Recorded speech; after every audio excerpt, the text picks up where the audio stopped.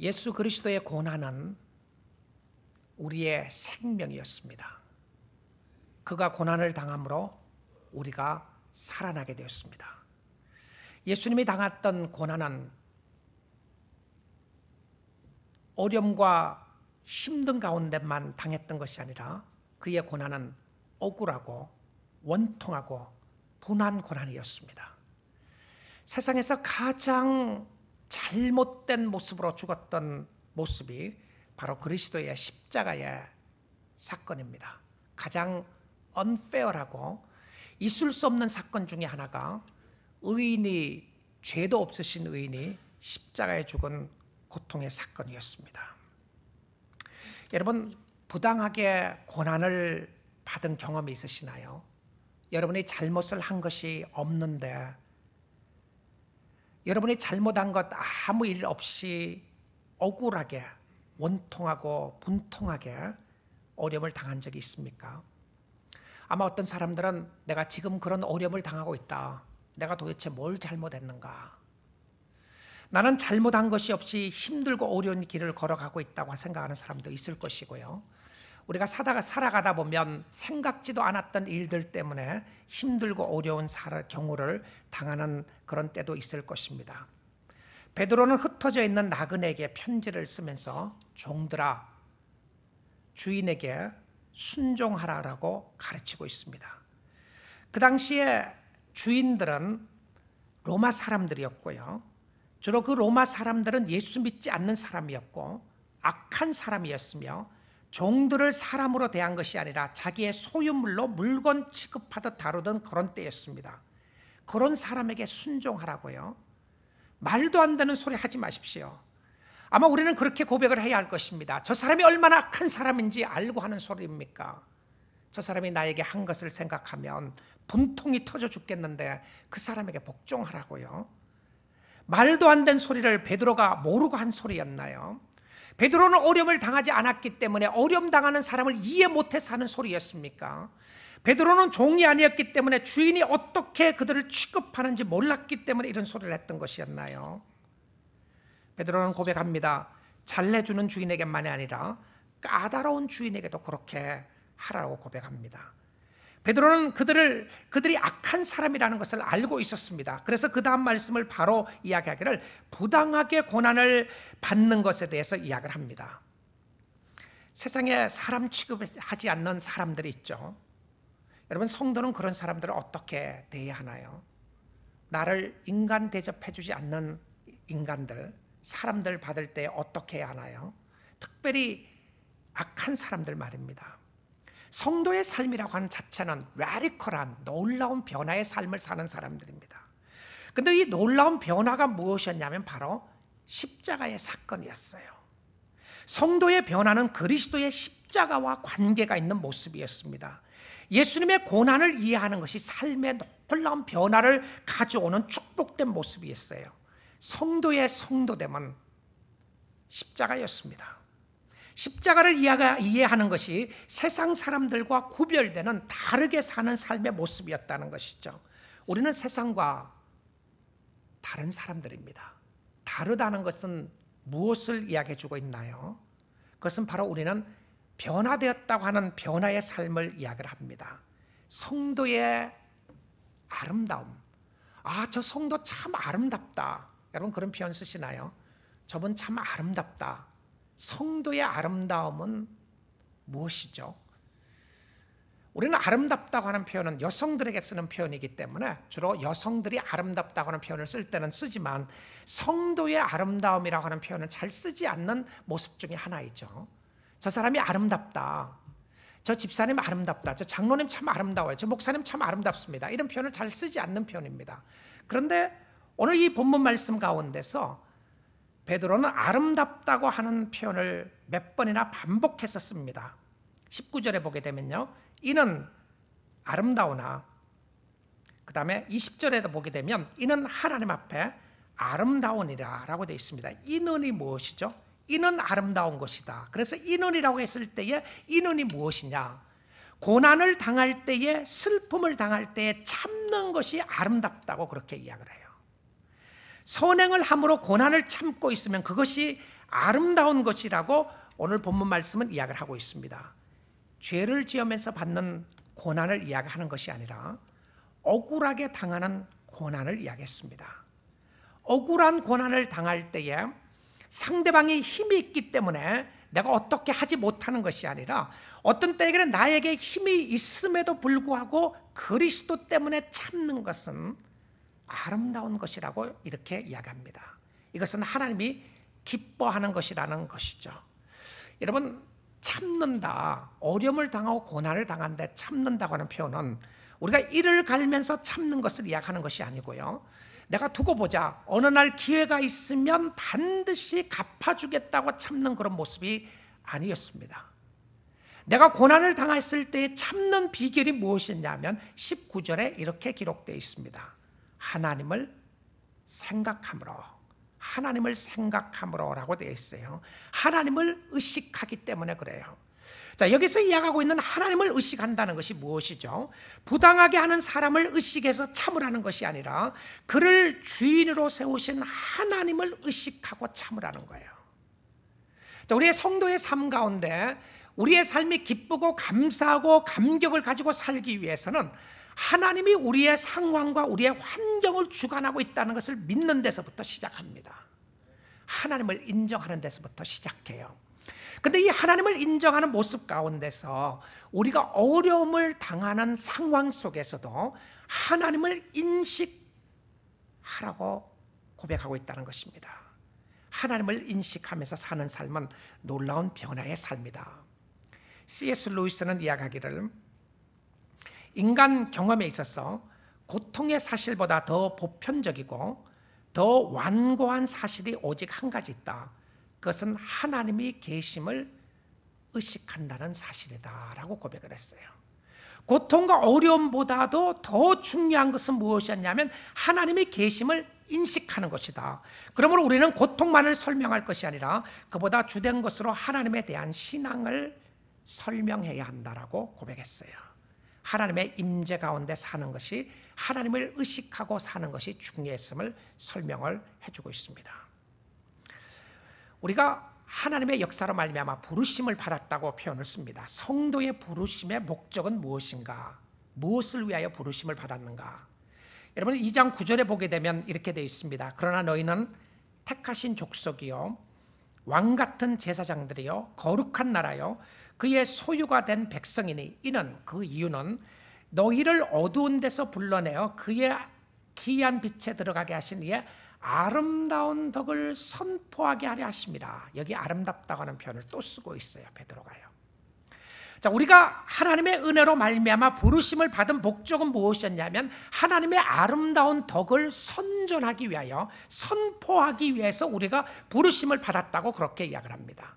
그러면 하나님의 아름다운 덕이 무엇이죠? 하나님의 좋으심. 그렇죠, 하나님의 좋으심. 하나님이 얼마나 좋으신 분이신가를 우리로 통하여 나타내기를 원하시고 드러내기를 원하신다는 것을 볼 수가 있겠습니다. 그래서 우리는 하나님의 좋으심을 쉽게 생각할 수 있어요. 그런데 하나님의 좋으심은 반드시 무엇에 기초를 하게 돼 있었습니다. 아름다움이 무엇이죠? 아름다움이요. 여러분, 하나님의 말씀을 잘 한번 살펴보십시오. 우리가 생각하고 있는 아름다움과 성경에 고백해주고 있는 아름다움은 전혀 다른 모습을 설명하고 있다는 것입니다. 저 성도 정말 아름답다고 이야기했을 때 어떤 섬김의 아름다운 모습을 고백할 수 있었을 거예요. 저분이 열심히 봉사하고 섬기고 있으니까 저분은 참 아름답게 섬긴다고 이야기할 수 있었을 것입니다. 그런데 말씀을 잘 한번 보십시오. 19절에 다시 가서 봅니다. 이는 아름다우나, 그 다음에 20절입니다. 이는 하나님 앞에 아름다움이라고 되어 있어요. 이는이 무엇이죠? 아름다움을 설명할 때 그 아름다움이 무엇이었다고요? 뭐라고 되어 있습니까? 고난이었습니다. 고난. 단순히 고난이 아니었고 고난이 있을 때에 참는 것이 아름다운 것이라고 그렇게 고백을 하고 있어요. 아니, 이게 지금 말이 되는 소린가요? 성도의 아름다움이 고난이라고요. 고난이 있을 때 참는 것이 성도의 아름다운 모습이라고요. 이를 위하여 부르심을 받았다. 이르리라고 하는 이가 바로 고난을 위하여 부르심을 받았다고 성경은 설명을 하고 있어요. 고난을 받을 때에 참는 것을 위하여 부르심을 받았다. 성도의 부르심은 어렵고 힘든 상황 속에서 하나님을 바라보게 되고 하나님을 의지하게 되고, 세상에 없는 것이 있는데 세상에 없는 것은 무엇이었냐면 고난을 통하여 하나님을 의지하고 신뢰하는 것이었습니다. 억울하게 고난을 당하면서 참는 것을 이야기를 했어요. 여러분, 그래서 성도의 삶 가운데는요, 고난이 없는 삶을 추구하지 말고 하나님을 경험하는 삶을 추구할 수 있기를 원합니다. 하나님을 경험하는 삶이었어요. 우리가 생명이 있는 한 우리 이 땅에 살아나가는 동안 고난이 있을 것입니다. 예수 믿는 사람이든 믿지 않는 사람이든 세상에 살아가는 데 있어서 다 고난과 슬픔이 있어요. 여러분, 이단들은 고난 없는 것을 이야기합니다. 자기네들 믿으면 고난이 없고 고통이 없고 아픔이 없을 거라고 그러는데요, 그거 성경이 가르치는 모습이 아니었습니다. 성도는 고난 가운데서 절망하는 사람이 아니라 하나님을 찾는 사람들이었어요. 하나님의 임재 앞에 사는 연습을 하는 사람이었고요, 베드로는 그리고 바로 그리스도의 고난에 대해서 설명을 합니다. 고난을 바라보면서 그 고난을 참고 나가는 것이 성도의 성도됨, 성도의 아름다움이라고 고백해주고 있다는 것이었습니다. 자, 그리스도의 고난의 목적이 있었는데요, 그리스도의 고난의 목적을 설명하면서 베드로는 두 가지 모습으로 그리스도의 고난의 목적을 설명해주고 있습니다. 21절입니다. 이를 위하여 너희가 부르심을 받았으니 그리스도도 너희를 위하여 고난을 받으사 너희에게 본을 끼쳐 그 자취를 따라오게 하려 하셨느니라.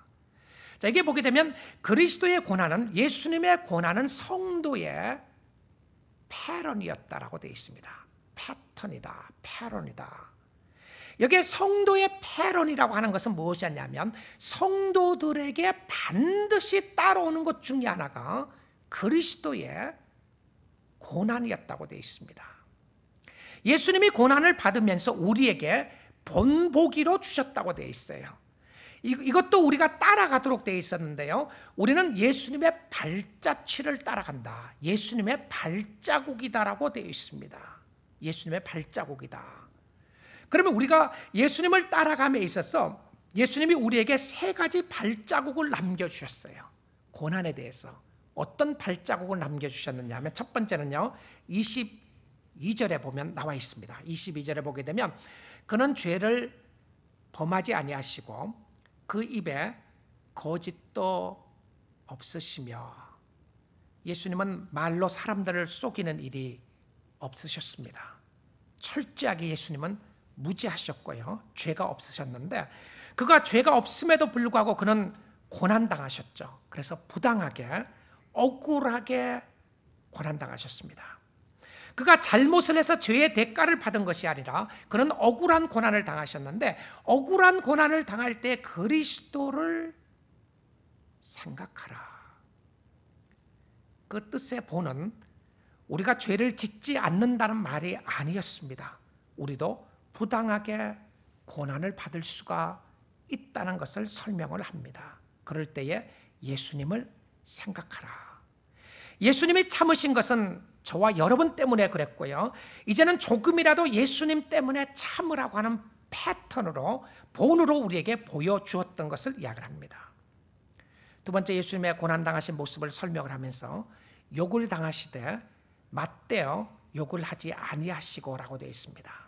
욕을 당하시되 대신 욕하지 아니하셨다. 우리는 보통 욕을 욕으로 갚아주는 사람들입니다. 욕을 미움으로 갚을 때가 있고요, 욕을 할 때에 반대편으로 그 상대방에 대해서 그것을 갚아주고자 하는 욕망이 우리의 마음속에 있어요. 예수님은 욕을 받으셨을 때에 침묵으로 받으셨습니다. 사람들은 예수님께 침을 뱉으며 채찍을 하셨을 때도 그는 우리 때문에 참으셨습니다. 십자가를 지는 길이 나를, 여러분을 살리는 길이었기 때문에 그렇게 하셨어요. 그래서 우리도 상대방 사람을 살리는 길은 십자가를 지는 길이었습니다. 내가 죽을 때에 저 사람이 살 수가 있게 되는 길이 있다는 것입니다. 이 길이 주님이 우리로 하여금 걷게 하신 길이었고, 영광의 길은 바로 고난의 길이었습니다. 십자가의 길이 영광의 길이었어요. 여러분, 오래전에 나왔던 영화 중에 하나가 멜 깁슨이 만든 The Passion of the Christ라고 하는 영화가 있었죠. 그리스도의 순환, 그리스도의 고난에 관한 영화가 있었습니다. 저는 그 영화를 한 번 보고 다시는 보고 싶지 않는 영화 중에 하나인데요. 너무 극장에 가서 너무 울어갖고 다시 보고 싶지 않아요. 근데 예수님의 순환을 생각하면 여러분 혹시 너무 절망되지 않으시나요? 멜 깁슨이 캐톨릭 신자였습니다. 그래서 그는 그 예수 그리스도의 순환을 그리면서 정말 채찍에 맞는 살이 찢겨져 나가는 그런 모습들을 너무 그래픽하게 그려놨기 때문에 나를 위해서 고난당했다고 하는 생각을 갖는 부분도 있었지만 어떻게 인간으로서 저렇게 처참하게 맞을 수가 있나, 그게 더 마음이 아팠어요. 근데 우리가 순환절을 당하고 또 고난주간을 당하게 되면 어떤 분들은 고난을 생각하는 것이, 그리스도의 고난을 생각하는 것이 절망적인 모습처럼 생각할 때가 있어요. 여러분, 예수 그리스도가 나를 위해서 고난당했다, 정말 받아들이기 어려운 것 중에 하나 있죠. 근데 사실은요, 여러분 복음서를 보게 되면 그리스도의 고난에 대한 부분들을요 그렇게 그래픽하게 그려놓지 않고 있다는 사실입니다. 마태, 마가, 누가, 요한복음을 여러분 한번 살펴보시면요, 십자가의 죽음에 대한 부분들, 물론 칼을 찔렀더니, 칼로 창으로 옆구리를 찔렀더니 피가 나오고 물이 쏟아졌더라, 그런 표현이 있고요. 예수 그리스도가 목마르다고 했던 표현들이 있고, 예수 그리스도가 힘들었던 모습들이 있습니다. 사람들이 채찍하고 사람들이 침을 뱉었습니다. 근데 예수님의 모습을 보게 되면 너무너무 캄하십니다. 예수님의 얼굴을 찡그려 가면서 내가 너무 고통스럽다, 너희들 때문에 그렇다, 그런 모습 성경에 그려놓고 있지 않다는 사실입니다. 오히려 예수님의 모습 가운데 가장 고통스러웠던 순간은 언제인지 아세요? 제가 금요일날 설교 시간에도 말씀을 드렸지만 예수님의 모습 가운데 가장 고통스럽게 그렸던 모습은요, 겟세마네 동산의 기도였습니다. 그때 예수님이 땀이 피가 쏟아지듯이 쏟아졌다고 하는 표현을 들면서 심히 고뇌를 가지고 기도했던 모습이 나와요. 그런데 십자가상에서 그리스도의 죽으심에 대해서 어떤 이 고뇌하는 모습이 별로 없다는 사실을 아십니까? 왜 그랬죠? 어쩌면 여러분의 마음에 눈물을 짜기 위해서요, 예수님을 생각할 때마다 너무 안타까워서 흘리는 눈물을 생각했다면 아마 복음서를 기록했던 저자들은 조금 더 그래픽하게 그렸어야 됐던 것 같아요. 한 번 때렸더니 살점이 찢어져 나오더라. 근데 예수님은 너무 아파 고통하시면서 당신을 생각하고 기도하시더라. 아마 이랬으면 더 우리의 마음이 감동이 진하게 왔을 것 같아요. 근데 복음서의 저자들은요, 우리에게 감동을 주고자 하는 것이 첫 번째 이유가 아니었던 것 아십니까? 우리의 마음에 뭉클하게 하고요, 우리의 심령 속에 놀라운 이런 어떤 감정적인 모습을 일으켜서 내가 예수를 믿어야지 하는 것이 주고자 했던 것이 첫 번째 의도가 아니었던 것 아세요? 복음서의 저자는 감동적인 모습을 뺀 이유가 있습니다. 어쩌면 영화를 만든다고 생각을 하면 영화가 흥행하기 위해서는 조금 더 터칭할 수 있는 부분들을 했어야 될 것 같은데요, 저자들이 복음서를 기록했던 마태, 마가, 누가, 요한의 그것을 몰라서 그러지 않았을까요? 아니었습니다.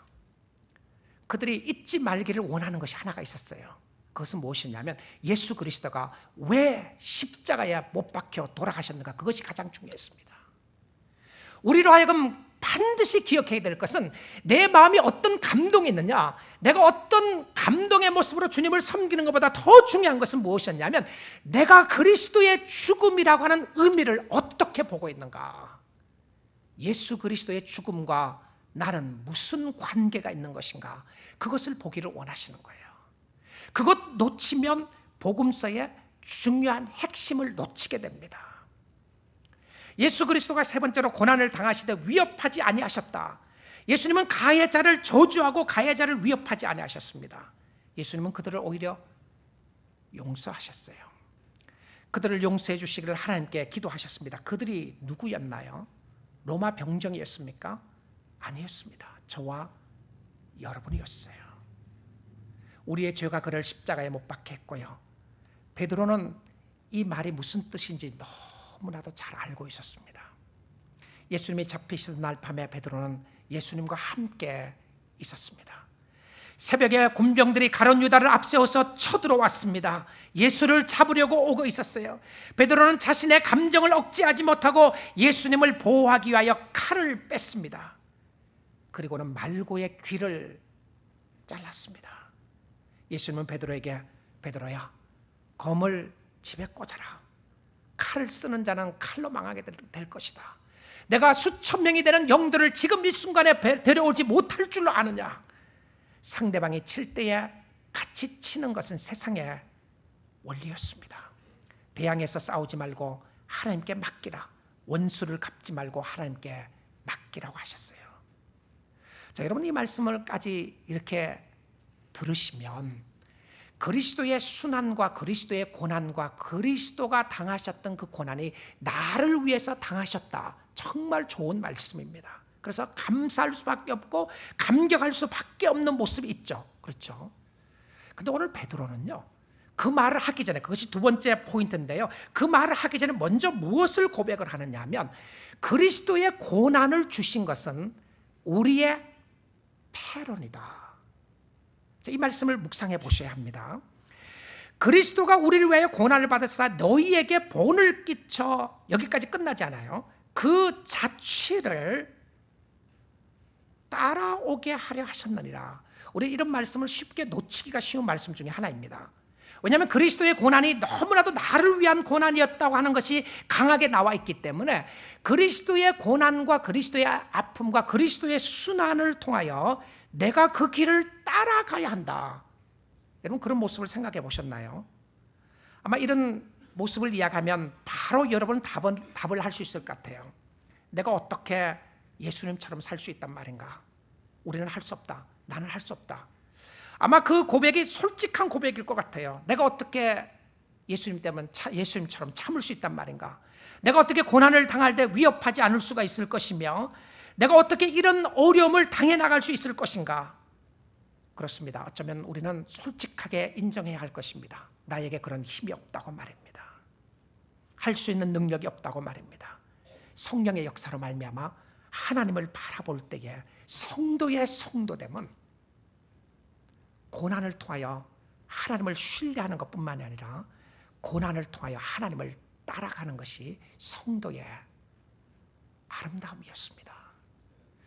여러분, 그렇기 때문에 여러분이 살아나가는 동안에요, 여러분 원하지 않았던 억울함을 당할 수가 있어요. 여러분 살아가는 동안에 생각지도 못했던 원통한 일들을 만날 수가 있습니다. 여러분, 원통한 일을 만나고 억울한 일을 만날 때 내가 무식해서 그런 게 아니냐, 상대방이 나를 무시하는 것이 아니냐, 내가 힘이 없어서 그런 줄 아느냐, 어떻게 세상이 이러느냐, 그리고 원망하고 불평하고 상대방을 치려고 할 수 있는 방법을 세상적인 방법으로 가질 수가 있어요. 근데 성경은 우리에게 이야기해 주기를, 우리에게 이 땅에 살아나가는 동안 반드시 일어나는 일들 중에 하나가, 성도로 살아나는 일들 중에 하나가 우리가 억울한 일을 당할 때가 있다는 것입니다. 그 억울한 일을 당할 때에 하나님은 그 일을 통하여 우리에게 깨닫게 해주시는 것이 있는데요, 그 깨닫게 해주시는 것이 무엇이었냐면 하나님의 발자취를 따라가기 원하시는 거예요. 예수님이 나를 위하여 고난당하셨다. 너무 감사한 일입니다. 근데 여기서 끝나는 경우들이 많이 있어요. 근데 이것을 주신 것은 우리로 그 발자취를 따라가기 위함이었는데 그것이 아름다운 것이라고 성경이 이야기하고 있습니다. 여러분, 어려운 가운데, 환난 가운데, 고난 가운데 있을 때에 주님 바라보며 참고 견뎌나가는 것, 주님이 기뻐하시는 가장 아름다운 성도의 모습인 줄 믿습니다. 왜 그렇죠? 세상에 이거 없기 때문에 그래요. 세상에 없는 것입니다. 세상에는 이런 모습 없어요. 여러분, 예수님을 따라가면 억울하게 고난당하게 되어 있는데요, 여러분 섬기다 보면 화가 날 때가 있잖아요. 내가 왜 이런 꼴을 당해야 하는가? 내가 왜 이렇게 살아야 하는가? 예수님을 바라보며 참고 견디면 아름다운 것입니다. 이것이 주님이 주시는 기쁨의 모습이었어요. 자, 근데 어떻게 참을 수 있죠? 우리가 어려움을 당할 때, 특별히 억울한 일을 당했을 때 어떻게 참을 수 있나요? 19절에 보시면 하나님을 생각하면서 참았다고 되어 있어요. 하나님을 생각하라. 그 다음에 23절에 보게 되면 공의로 심판하신 이에게 부탁하라고 되어 있어요. 공의로 심판하는 이에게 부탁하라. 억울한 일을 당할 때에 주님 바라보라. 원수 갚는 일은 우리에게 맡겨진 것이 아닙니다. 하나님께 맡기세요. 내가 하면 피 터지고 힘들고 아픕니다. 하나님이 하시면 나에게 평안이 있습니다. 여러분을 힘들게 하고 어렵게 하고 고통을 주는 그 사람 마지막 말을 하지 않습니다. He will not say the last words. 아무리 힘들고 어려운 거에 있다고 할지라도요, 마지막에 어떤 일들이 있느냐가 중요해요. 최후 승리를 얻는 사람이 승리하는 사람입니다. 요즘 멀티 매드니스 농구가 한참이잖아요. 여러분 농구할 때는요, 이렇게 보면 농구 게임 처음에 어떻게 하느냐가 그렇게 중요하지 않아요. 결과적으로 누가 마지막 샷을 넣어서 이기느냐 안 이기느냐가 중요한 거죠. 근데 처음에 한참 지고 있다가도 나중에 이기는 경우들이 막 일어나게 되죠. 그런데 이 버저리 빗을 하기 전에, 그러니까 마지막 게임이 끝났다고 하기 전까지는 게임을 할 수 있는 거예요. 그런데 지고 있었어요. 1초 남았습니다. 안에 0.1초 남았어요. 근데 3점으로 2점으로 지고 있었는데 3점짜리 슛을 넣어갖고 넣으면 그 사람이 이기는 겁니다. 마지막 넣는 사람이 승리하는 것이죠. 그런데 마지막 말을 누가 하느냐 하면 하나님이 하십니다. 우리의 아버지가 마지막 말을 하시는 거예요. He will say the last word. 그가 마지막 심판을 하시게 된다고 되어 있습니다. 그래서 그에게 맡기라고 이야기를 하고 있어요. 우리가 이야기하는 잘 아는 두 번째 그리스도의 순환의 목적이 무엇이었냐면 그것은 우리의 죄를 담당하시기 위하여 오셨습니다. 24절에 한번 보시면 친히 나무에 달려 그 몸으로 우리 죄를 담당하셨으니 이는 우리로 죄에 대하여 죽고 의에 대하여 살게 하려 하심이라. 그가 채찍에 맞음으로 너희는 나음을 얻었나니. 자, 24절을 잘 보시면 그가 십자가에 달려 그 몸으로 우리 죄를 담당하셨으니라고 안 되어 있습니다. 베드로가 십자가의 사건을 기억하기 원하지 않아서 이 말을 쓰지 않았나요? 아니라고 생각합니다. 베드로는 십자가라는 말 대신에 나무라고 하는 말을 바꿔서 사용을 했습니다. 친히 나무에 달려라고 하는 표현을 썼는데 아마 베드로는 우리로 하여금 꼭 기억하고 싶었던 사건이 있었던 것 같아요. 신명기 21장 22절의 말씀입니다. 나무에 달린 자는 하나님께 저주를 받은 자라고 기록되어 있습니다. 예수 그리스도가 나무에 달린 것은 하나님의 저주를 받았다. 하나님의 저주를 받고 우리를 살려주셨던 모습을 설명하기 위해서 베드로는 의도적으로 이 나무라고 하는 표현을 썼다고 생각합니다. 24절을 보시면 다시 보시면 우리의 죄로 인하여 죄에 대하여 죽고 의에 대하여 살게 하기 위하여 그리스도가 대신 당하는 고난이었죠. 그는 죄가 없었습니다. 그런데 죄가 있는 저와 여러분을 위하여 십자가에 죽으시고 그는 우리로 하여금 그를 따라가도록 하셨던 것을 보게 됩니다. 하나님의 말씀은 다시 우리로 하여금 기억나게 하셨습니다. 그가 채찍에 맞음으로 우리가 나음을 입었다. 이사야 53장에 있는 말씀을 베드로는 생각하고 있었던 것 같습니다. 그가 채찍에 맞음으로 우리가 나음을 입었다. 우리의 영적인 상처들은 바로 십자가를 통하여 치유함을 받을 수가 있다는 말씀이었습니다. 예수 그리스도의 십자가는 여러분을 살리는 능력의 십자가였습니다. 이것을 믿을 때 선물로 받게 되는데 예수님 자신의 죽으심으로 말미암아 우리를 살리는 것이 그리스도의 십자가의 모습이었던 것을 말해주고 있습니다. 우리 사랑하는 성도 여러분, 고난주간을 생각하시면서 십자가를 깊이 묵상해 볼 수 있기를 원합니다. 여러분이 당하는 고난, 왜 나에게 이런 고난이 있고 아픔이 있는가를 생각할 때에 그리스도를 생각해 보시면서 주님을 따라갈 수 있기를 원합니다. 고난 없는 영광은 없습니다. 혹시 여러분 예수님 때문에 어려움을 당하고 있습니까? 부당하게, 억울하게 고난을 당하고 있다고 생각합니까? 예수 그리스도를 바라볼 수 있기를 원합니다. 그것이 아름다운 것이었습니다. 주님을 생각하면서 참고 나아가는 것이 아름다운 것이었는데 이 한 주간 주님을 볼 수 있기를 원합니다. 우리가 고난을 당할 때에 하나님은 즉시 옮겨주시고 즉시 해결해 주실 때가 있어요. 그렇죠? 우리가 기도하면 위험에서 반드시 보호해 주시는 때가 있어요. 하나님의 은혜를 체험할 때가 있잖아요. 그래서 기도를 하는 동안에 기도의 응답을 받을 때 하나님이 옮겨주시는 것을 체험할 때가 있어요. 그것도 놀라운 기도의 응답입니다. 그러나 어떤 경우에는 아니 많은 경우에는 하나님이 옮겨주시지 않고 우리로 하여금 지나가도록 하실 때가 많이 있습니다. 하나님이 우리를 사랑하지 않았어가 아니라 하나님을 드러내시고자 하는 의도 때문에 그랬다는 것입니다. 바울은 자기 몸에 있는 가시를 위해서 기도하기 시작합니다. 하나님, 이 가시를 옮겨주시면 좋겠습니다. 너무 아픕니다.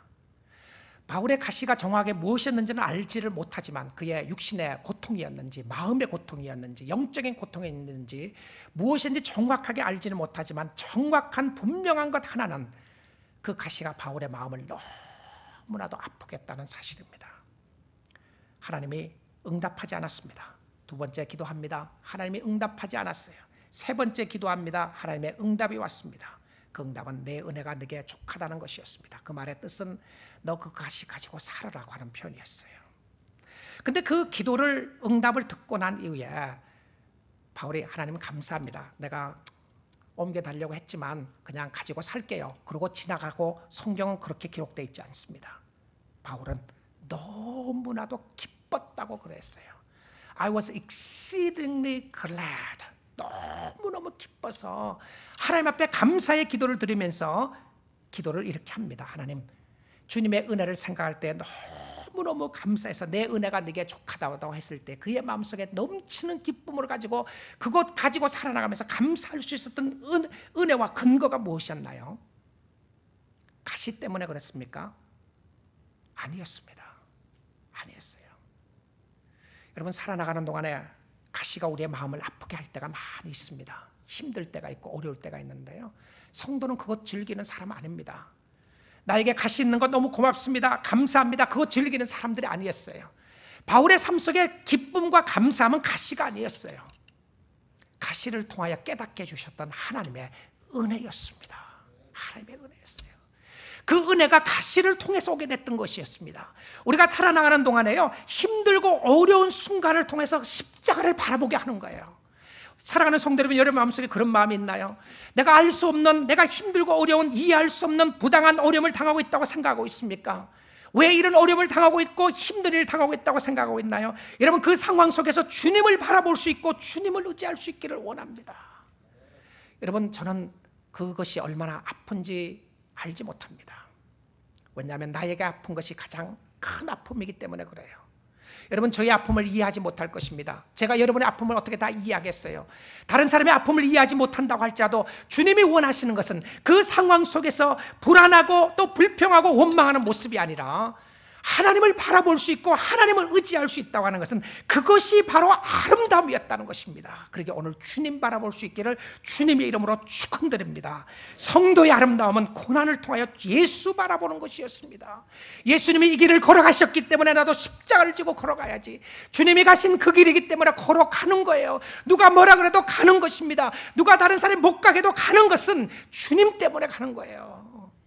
포기하고 싶고 관두고 싶고 복수하고 싶은 힘이 없어서가 아니라 주님이 참으셨고 주님이 고난당하시고 주님이 십자가를 지고 가신 모습을 생각하며 그 주님 바라보고 걸어가는 그 성도의 모습은 아름다운 모습이었다고 성경은 고백해 주고 있습니다. 여러분, 아름답게 주님을 섬길 수 있기를 주님의 이름으로 축원드립니다. 가시가 없는 삶을 추구하지 마시고요, 가시 가운데 하나님을 경험하는 삶을 추구하십시오. 주님, 내가 이 어렵고 힘드는 상황 가운데 주님 만나기 원합니다. 주님의 임재하심을 체험하기 원합니다. 주님의 은혜를 깨닫기를 원합니다. 반드시 그 길로 하나님이 인도하여 주실 줄 믿습니다. 너희가 전에는 양과 같이 길을 잃었더니 이제는 너희 영혼의 목자와 감독 되신 이에게로 돌아왔느니라. 뭐라고 되어 있습니까? 하나님이 목자가 되시고 감독이 되셔서 지키시고 보호하시고 축복해 주신다고 이야기를 하고 있습니다. 여러분, 베드로가 이 서신서를 쓰면서요, 바로 고난의 문제를 이야기를 하고 그리스도의 십자가 순환의 사건을 이야기할 때에 주로 복음서의 이 순환의 사건을 쓸 때는 예수 그리스도의 거의 마지막 장면에 썼어요. 그런데 이 베드로가 그리스도의 순환의 장면을 오늘 2장에서 썼던 이유가 무엇이죠? 어떤 상황 가운데 쓰게 됐나요? 부당하게 예수 믿는 사람들이 악한 사회 사람들에게 핍박을 당하고 어려움을 당할 때에 그리스도의 순환을 생각하게 했다는 것입니다. 오늘 여러분의 있는 상황과 환경 속에서 예수 그리스도의 고난을 생각해 보시면서 주님께 대하여 감사하시고 찬양하시며 주님을 의지할 수 있기를 주님의 이름으로 축원드립니다. 우리 같이 기도하겠습니다.